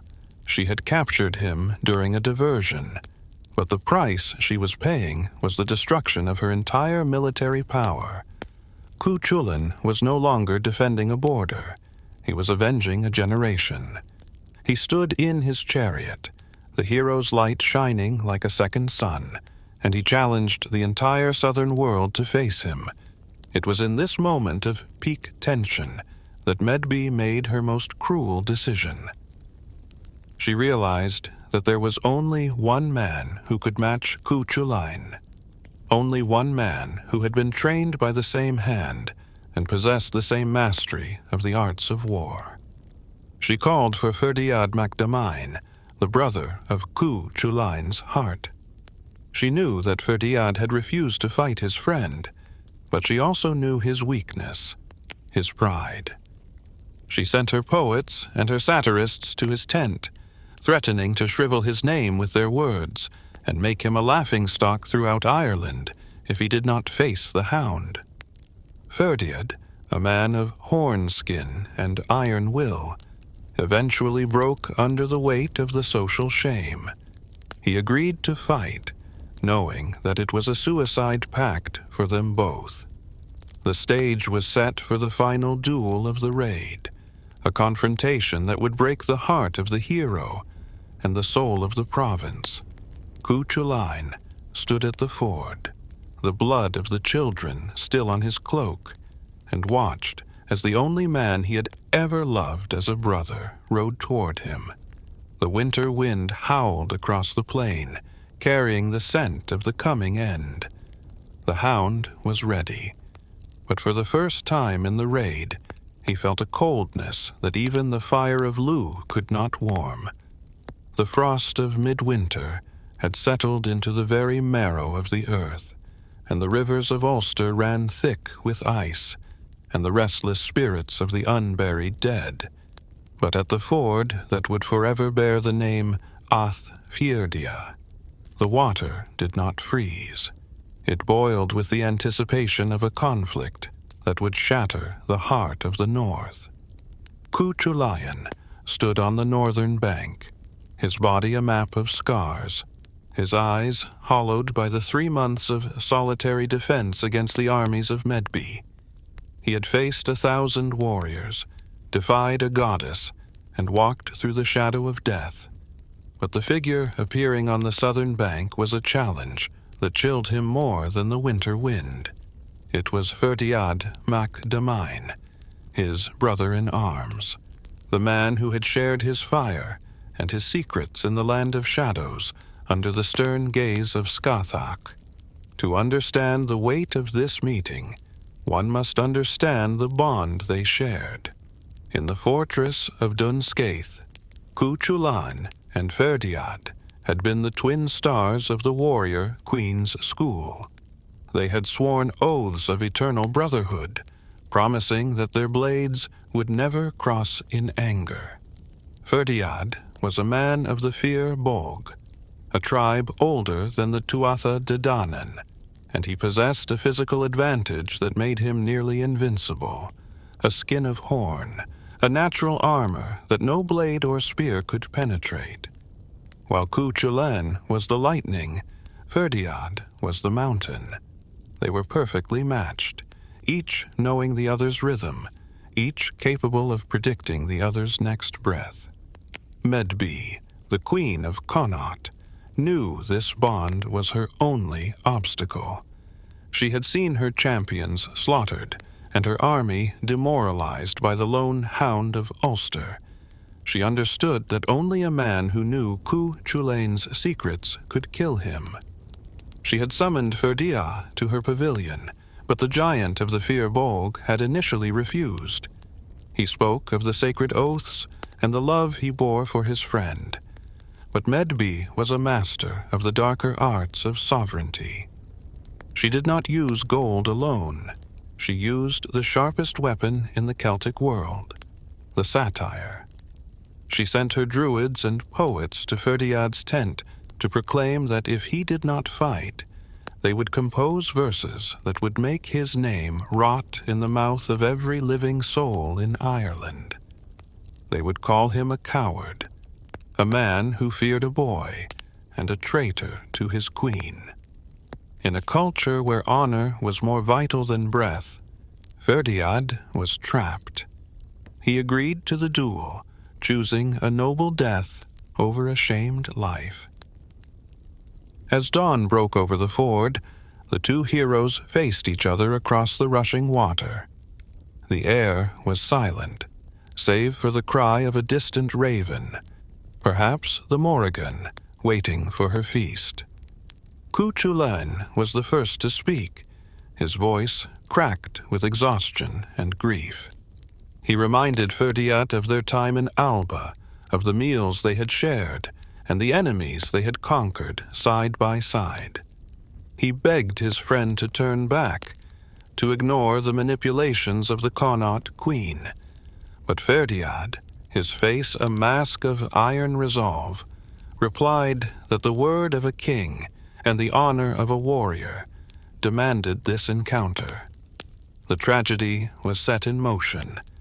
They were no longer men, but instruments of a fate that neither could control. The first day of the duel was a contest of missiles and light arms. They chose the weapons of their training: light spears, ivory-handled daggers, and bronze-tipped darts. For hours, the air over the ford was filled with the whistle of flying metal. It was a dance of perfection. Each knew where the other would strike. Chulainn's darts were parried by Ferdiad's hornskin and his heavy shield, while Ferdiad's spears were deflected by the hound's supernatural speed.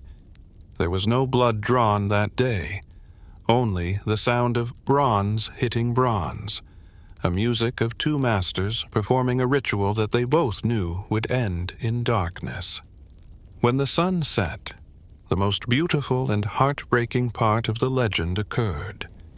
The combat ceased by mutual consent. They did not retreat to their camps as enemies. Instead, they met in the middle of the ford. They embraced, their armor clinking in the twilight. They shared their food and their wine, sitting by a single fire as they had done in the land of shadows.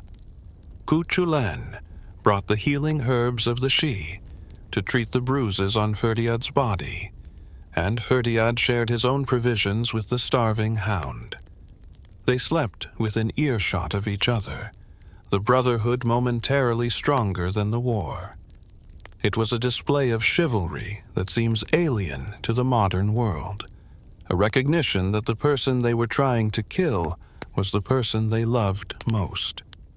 The second day brought a change in the atmosphere. The playfulness was gone. They chose the heavy weapons of the chariot knights, great spears of ash and heavy broadswords. The combat moved from the banks into the water itself. The ford was churned into a brown froth by their feet. Ferdiad's strength was immense. He struck Chulainn with a blow that would have shattered a standing stone, and the hound was forced to use the salmon leap just to survive the impact. Chulainn attempted to strike at the gaps in Ferdiad's armor, but the skin of horn was absolute. Every time the hound found a weakness, Ferdiad's mastery of the shield was there to meet him. By the end of the second day, both men were covered in deep welts and cuts. Their breathing was labored, and the smiles they had shared the night before were replaced by a grim, heavy silence. Yet, even that night, they shared their medicines and their hearth, though they spoke fewer words, as if the coming end was a wall growing between them. The third day was the day of the final reckoning. The sky was the color of a bruise, and the wind carried the scent of snow. They chose the heavy combat of the ford fighters. There was no more dancing, no more light spears. It was a brutal, grinding struggle of endurance. Ferdiad, sensing Chulainn's growing fatigue from months of uikusuzluk and battle, began to press his advantage. He used his massive weight to pin the hound against the rocks of the riverbed. His sword bit into Chulainn's shoulder, the first truly deep wound the hero had suffered in the entire raid. Chulainn felt the Ríastrad beginning to simmer. He called out to his charioteer, Lugh, who was watching from the bank. He asked Lugh to insult him, to mock him, to call him a weakling and a failure, so that his battle fury would ignite. Lugh, knowing the necessity of the request but weeping as he did so, began to shout at his master. He called him a little sprite, a boy who had forgotten his training, and a hound that had lost its teeth. The words acted like oil on a fire. The warp-spasm took hold of Chulainn. His body distorted, his hero's light flared like a supernova, and he threw himself at Ferdiad with the strength of a tidal wave. But Ferdiad was ready. He stood his ground, his horn skin absorbing the frenzy of the hound. For 3 hours, they fought in a state of pure chaos. The river water evaporated from the heat of their bodies. The stones of the ford were pulverized into sand. Chulainn realized that even in his Ríastrad, he could not break the defense of his brother. Ferdiad's broadsword descended again and again, carving into the hound's flesh. Chulainn was dying. He was bleeding from 100 wounds, and the strength of the gods was beginning to fail him. He was trapped in the water, Ferdiad standing over him like a monument of inevitable victory. It was in this moment of absolute desperation that Chulainn called for the Táin Bó. The secret weapon of Scáthach had never been used in the raid. It was the weapon of the last resort, the spear that shattered the laws of nature. Lugh floated the white bone shaft down the river toward his master. Chulainn caught it between his toes, the strange and terrible technique he had mastered in the East. He submerged himself in the water, and from the depths he launched the spear. Ferdiad saw the weapon coming. He lowered his great shield to protect his lower body, but in doing so, he left his chest exposed. Or perhaps, as some poets suggest, he saw the Gae Bóg and realized that the fate of Ulster demanded his death. The spear entered his body through his iron apron, passing through the horn skin as if it were soft wax. Once inside, the 30 barbs of the sea beast's bone opened. They filled every cavity of his body, piercing his heart, his lungs, and his very soul. Ferdiad let out a cry that was heard in the camp of Medb miles away, a sound of profound loss. He fell forward into the arms of Chulainn. The frenzy vanished instantly. The monster was gone, and only a broken, weeping boy remained. Chulainn caught his friend and carried him to the northern bank. He did not want Ferdiad to die on the southern side, the side of the enemies. He laid him on the grass and began to cut the barbs of the Gae Bóg out of his flesh, his hands trembling and covered in the blood of his brother. "It is a bitter victory, my brother," Chulainn whispered, his tears falling onto Ferdiad's cooling face. "I have killed the man I loved most to save a province that fears me. The Queen has won, even in her defeat, for she has robbed the world of your light." Ferdiad looked up at him one last time, his eyes clear and devoid of malice. "You were always the swiftest, Setanta," he gasped. "The spear was the only way. Guard the north. Guard the gates." With those final words, the giant of the Fir Bolg went to the halls of his ancestors. Chulainn's grief was so intense that it bordered on madness. He refused to leave the body. He ignored his own gaping wounds, the blood pooling in the grass around him.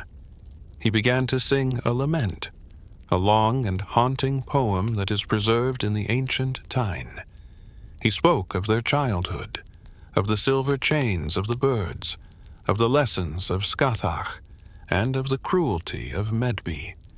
He looked at the vast army of the south, still waiting on the other side of the river, and he roared with a sorrow that made the very horses of the chariots bolt in terror.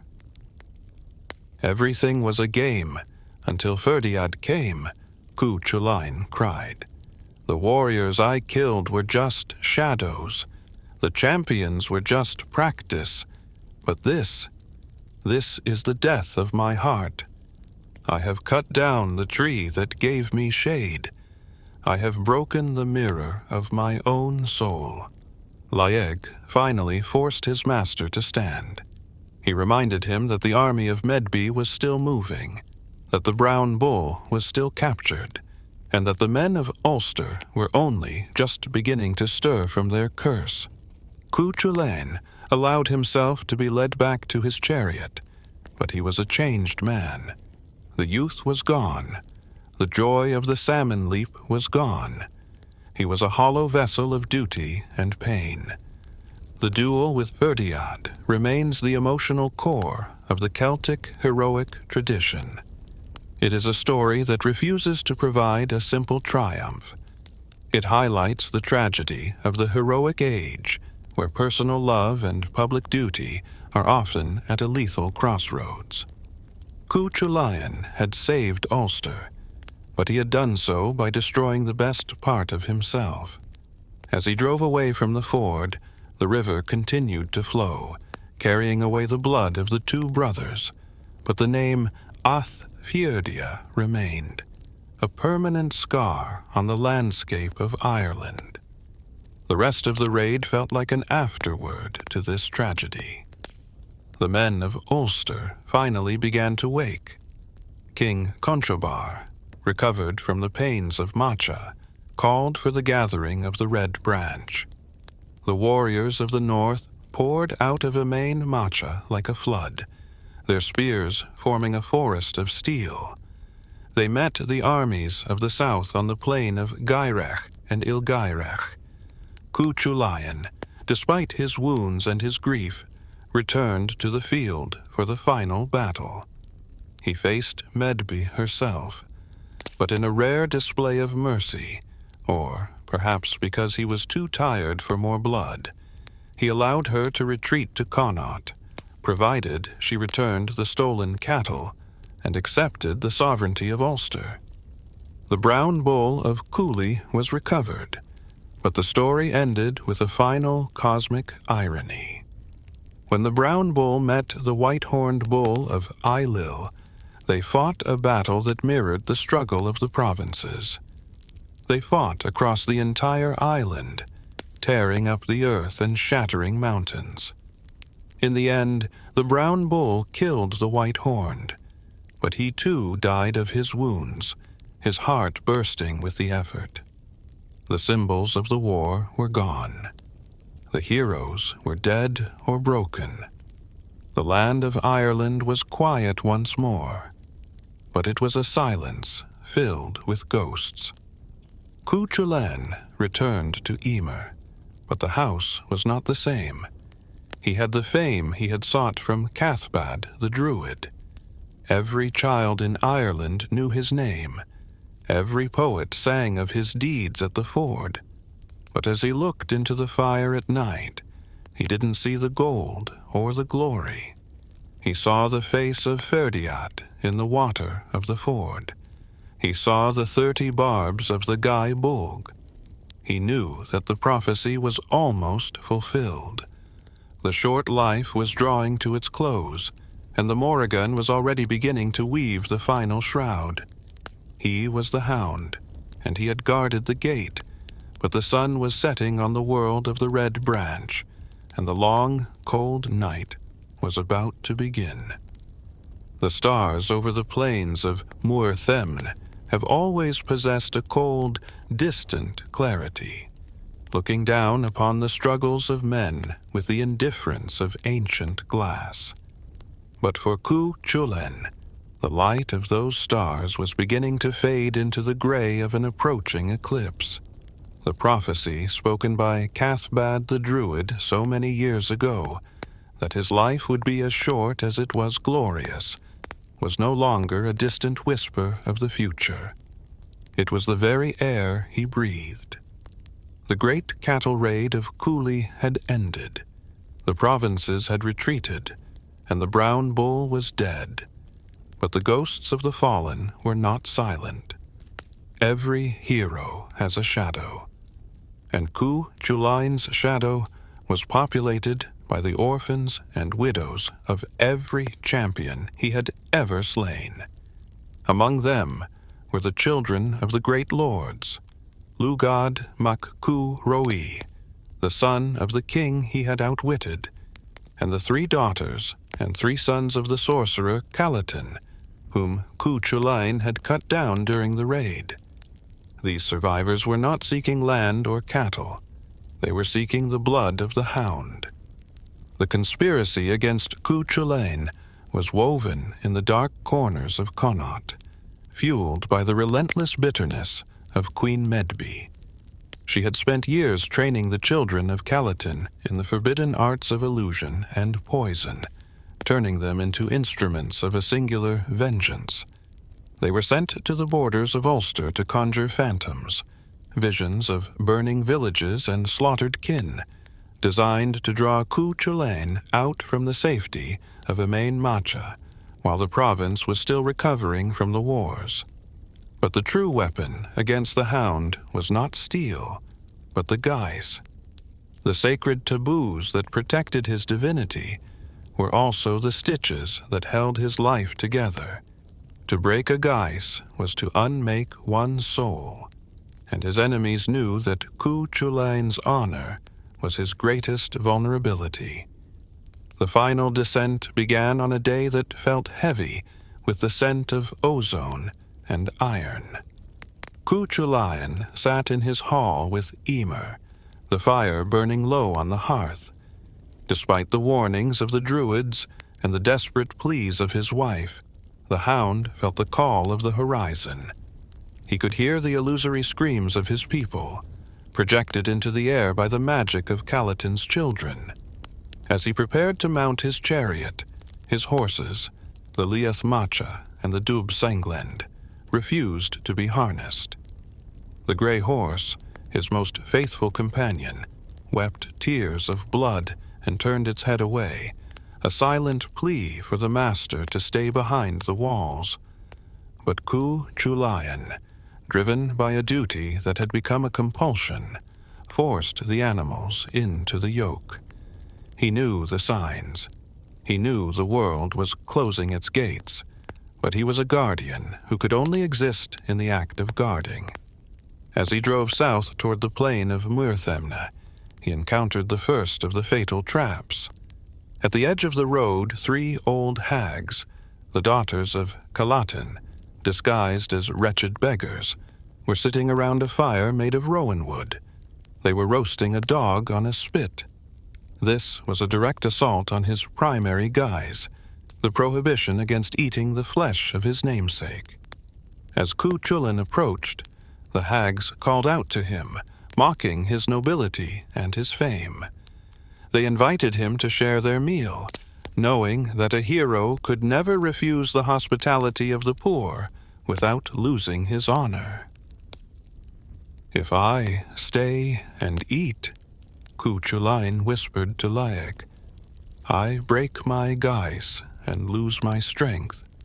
If I refuse, I break the law of hospitality and lose my name." It was a choice between 2 deaths. With a heavy heart, Chulainn took a piece of the dog's flesh. As the meat touched his lips, the left side of his body, the arm that had held the shield of Ulster for so long, withered and went cold. The divine power of Lugh began to leak out of him, like water from a cracked vessel. The hags vanished into the mist, their cackling laughter lingering in the air as a herald of the end. He was no longer the whole man, the sun-child. He was a fragment of a hero, heading toward a battlefield where the odds were no longer in his favor. He reached the field of Muirthemne, and the sky turned the color of a fresh wound. The army of the 4 provinces was waiting, led by Lugh mac Roi. They had 3 magical spears, forged by the children of Calatin, each destined to kill a king. The first spear was thrown, and it struck Lugh, the prince of charioteers, the man who had been Chulainn's breath, and his eyes fell from the platform, his lifeblood staining the reins. Chulainn stood alone in the chariot, the first kingly life taken. The second spear was thrown, and it struck the Grey of Macha, the celestial horse. The beast let out a cry of agony and fled back toward the sacred lake from which it had risen, leaving the hound to stand on the blood-soaked soil of the earth. The third spear was the one meant for Chulainn himself. Lugh threw it with a force that was amplified by the combined hatred of 1,000 families. The spear entered Chulainn's stomach, tearing through the core of his being. He did not fall. He stood in the center of the slaughter, his hand clutching the iron shaft that had pierced him. He looked at the gathered host of his enemies, and even then they did not dare to approach. They stood at a distance, paralyzed by the residual aura of the Ríastrad, waiting for the light in his eyes to finally go out. Chulainn felt the coldness of the earth rising through his feet. He knew that if he fell, the honor of Ulster would fall with him. He saw a tall standing stone nearby, a gray pillar of rock that had watched over the plain for centuries. With his remaining strength, he staggered toward the stone. He used his own belt, the leather strap that had held his sword, to bind himself to the rock. He tied his body tight against the cold stone so that he would die as he had lived, standing, facing his enemies, his sword still in his hand. He wanted the last image the world had of him to be one of unyielding defiance. For 3 days he stayed there, bound to the stone. The blood drained from his wounds, turning the grass at the base of the pillar into a dark, frozen carpet. The sun rose and set, and still the army of Medb did not move. They watched the figure on the hill, terrified that he was merely resting, or that he was preparing a final, cataclysmic transformation. They saw the golden beam of the hero's light fade to a pale shimmer, then to a gray ash. They saw the hero's mist dissipate into the winter wind. But they stayed back, for the Hound, even in his silence, was a presence that occupied the entire world. Finally, a bird descended from the sky. It was a large black raven, its feathers as dark as the void. It landed on Chulainn's shoulder, its claws digging into the robes of the hero. This was the Morrigan, the Queen of Ravens, finally claiming the tribute she had been promised at the ford so long ago. When the warriors saw the bird land on the motionless man and begin to peck at his flesh, they knew the truth. A raven does not settle on a living warrior. Only then did Lugh approach. He took Chulainn's own sword and struck the hero's head from his shoulders. As he did so, the sword fell from Chulainn's dead hand, striking Lugh's arm and severing it in a final posthumous act of defense. The Hound had taken his last price. The news of Chulainn's death moved through Ulster like a shockwave.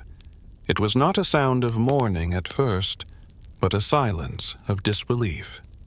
The shield was broken. The gate was open. But the vengeance of the North was swift. Conall Cernach, his foster brother and the man who had shared his childhood, arrived at the field. He found the headless body of the Hound bound to the stone, and he swore a blood oath that would make the previous wars look like play. He pursued the armies of the South, hunting down every man who had taken part in the conspiracy. He found Lugh and killed him, bringing his head back to the stone to be buried with the remains of the hero. The slaughter was absolute, a final red period at the end of the sentence of the Red Branch. Chulainn was buried in a secret place. His body returned to the earth of the province he had died for. Emer, the woman of the 6 gifts, died of a broken heart shortly after, her spirit joining his in the halls of the ancestors, or perhaps in the timeless islands of the Sidhe. The age of the Red Branch began to fade into the twilight. The kings changed, the languages shifted, and the chariots were replaced by the tools of a different world. But the standing stone remained on the plain of Muirthemne, a silent witness to the moment the gods walked among men. The legacy of Chulainn is not found in the stones or the soil, but in the marrow of the Irish spirit. He represents the archetype of the tragic hero, the man who chooses a short, violent brilliance over a long, forgotten peace. He is the symbol of the individual standing against the collective, the solitary protector who pays for the safety of the many with the isolation of his own soul. In the centuries that followed, his story was preserved by the monks in the great manuscripts like the Book of the Dun Cow, and by the storytellers by the fireside who refused to let the fire of Lugh go out. During the periods of national struggle in Ireland's history, Chulainn was often invoked as a symbol of resistance and cultural identity. His image, the young man bound to the stone, the raven on his shoulder, became an icon of sacrifice. It was a reminder that even in defeat, there is a victory of the will. He was the hero of the poets of the Irish literary revival, men like Yeats and Gregory, who saw in him the ancient nobility of a people that had never truly been conquered. He was the Hound of the North, a figure that transcended the boundaries of time to become a permanent inhabitant of the human imagination. But beyond the politics and the history, there is the myth. The myth of a boy who wanted to be a star. When we look at the figure of Chulainn, we see the struggle of the human condition to contain the divine. We see the beauty of the salmon leap and the horror of the warp-spasm. We see the love for Ferdiad and the duty to the king. He is a reminder that greatness is a heavy burden and that fame is a debt paid in blood. He is the storm that passes, leaving the world changed, leaving the grass greener and the air clearer, but leaving the landscape empty of his presence. Close your eyes now and listen to the wind across the hills of Ulster. If you listen closely, past the sounds of the modern world, you might still hear the rumbling of the iron-shod wheels of the grey of Matcha. You might hear the whistle of a bronze ball through the air, or the low rhythmic chant of a warrior practicing his feats in the mist. The hound is not gone. He is merely waiting in the shadows of the mounds, in the dun scathe of our own collective memory. He is the reminder that within every soul there is a child of light, a defender of the gate, and a hero ready to face the dawn. The story of the Red Branch is a cycle, a wheel that turns from birth to death and back to the beginning. We have walked the path of Setanta, felt the weight of the name Chulainn, and stood at the stone of Muirthemne. The journey through the 9 worlds of the Celt is a long one, filled with the scent of heather and the sound of the sea. But the fire in the hearth is still warm, and the stories are the only maps we have through the dark. If you have found solace in this long narrative of the Hound, and if you have felt the pulse of the ancient world in these words, I invite you to remain here at the hearth. This deep dive into the life of Chulainn is a tribute to the power of the spoken word and the enduring magic of folklore. Please consider leaving a like to honor the memory of the Red Branch, and subscribe to Hearths of Myths so that we may continue to walk these ancient paths together. There are many more legends waiting in the mist, many more gods to encounter, and many more nights to fill with the music of the past. May your Gesha be light. May your spears always find their mark. And may you find the strength to stand tall against your own standing stones when the time comes. The stars are bright over Ireland tonight, and the Hound is finally at peace. Sleep now, for the storm has passed, and the morning will bring a new earth, rising green and fair from the sea. Thank you for listening. Farewell.